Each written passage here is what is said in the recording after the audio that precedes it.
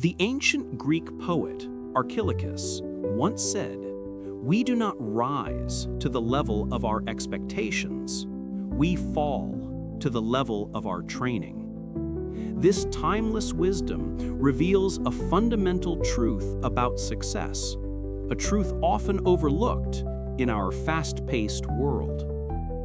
We see the overnight success, the viral sensation, the lottery winner, and we dream of that one magical moment that will change our lives forever. But what if the secret to achieving greatness isn't found in a giant leap, but in the thousands of tiny steps we take when no one is watching?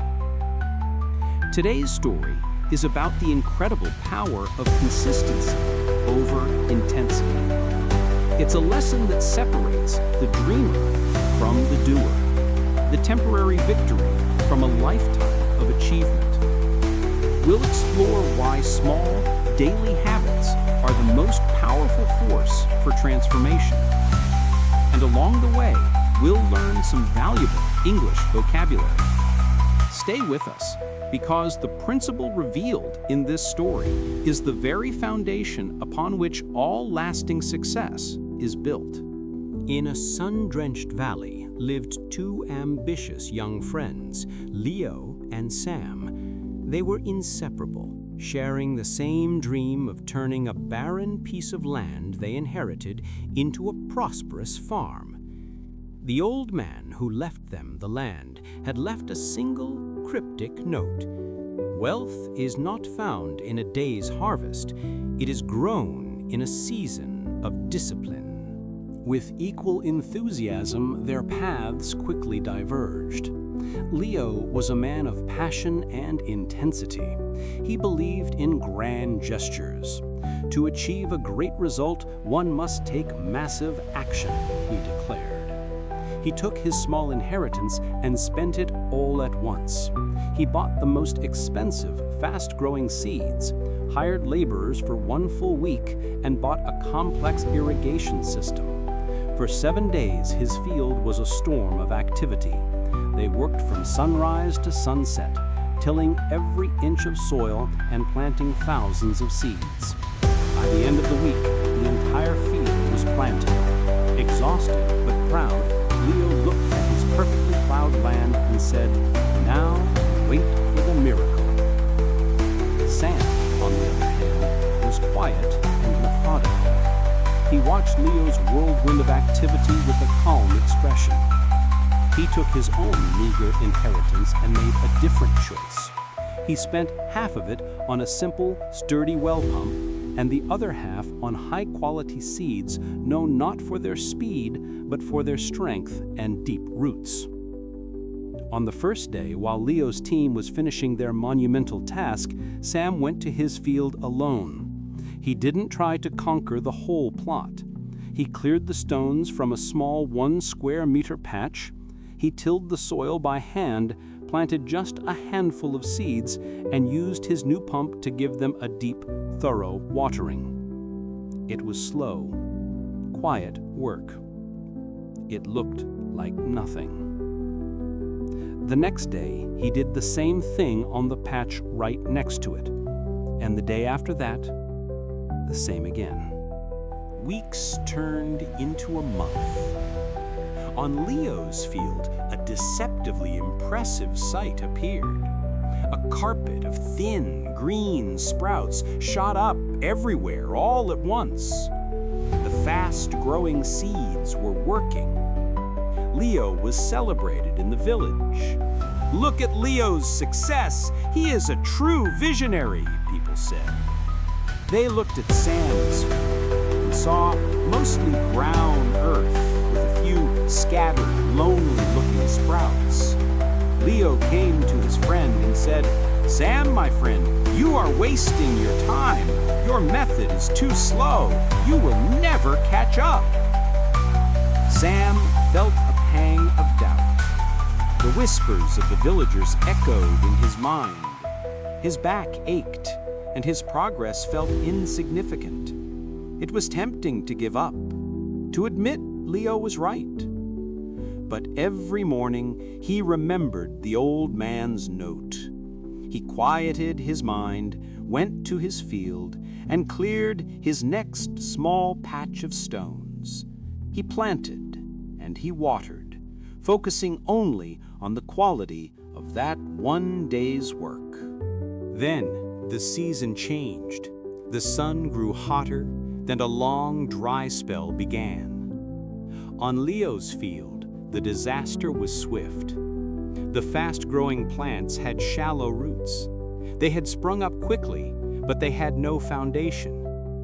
Under the scorching sun, their thin leaves withered. The complex irrigation system he bought was useless as the local river began to dry up. His impressive green carpet turned yellow, then a brittle brown. His 1 week of massive effort had built something with no resilience. On Sam's field, a different story unfolded. His daily work looked slow, but it was creating something invisible to the naked eye: deep roots.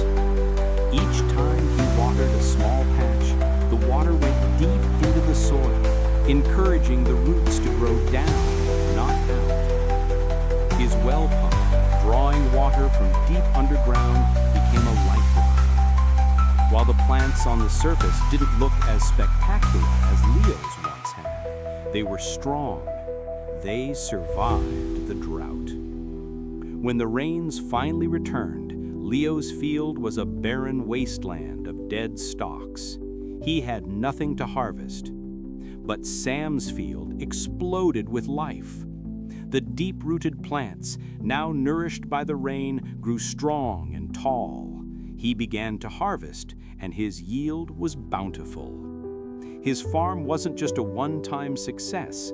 It was a sustainable, living system, built 1 square meter at a time.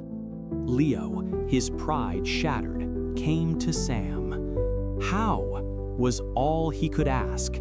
"I worked so hard."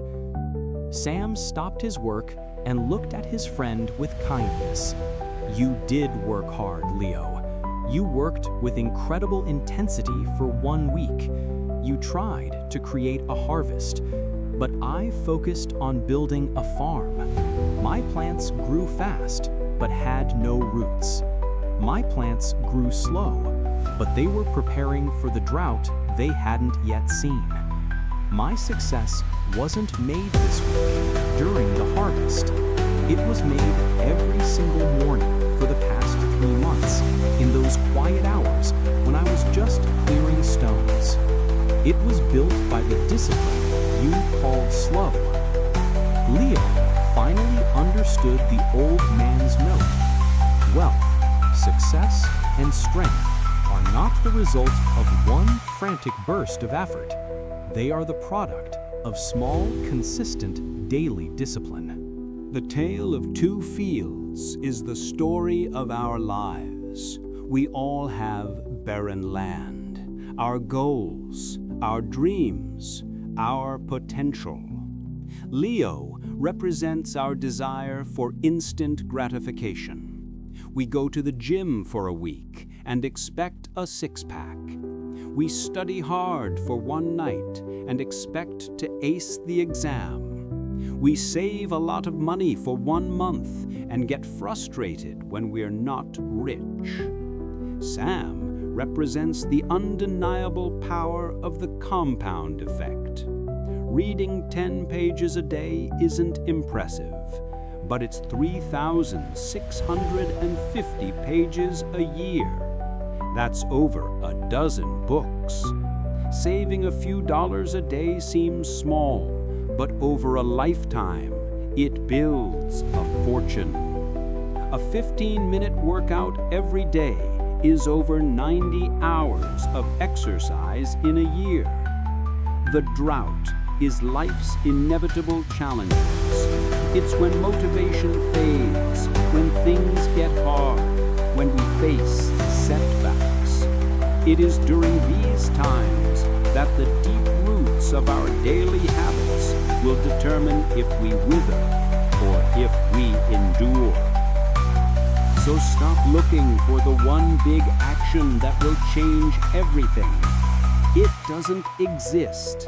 Instead, fall in love with the process. Fall in love with the quiet, daily, often boring work of clearing the stones. Because greatness is not an act, it is a habit. If this story has inspired you, please give it a thumbs up to share this message with others. Subscribe to our channel for more stories that empower you to build a better life. And now, a question for you. What is the one small daily action you will commit to starting today? Share it in the comments below to make a promise to yourself. Thank you for watching. See you in the next story.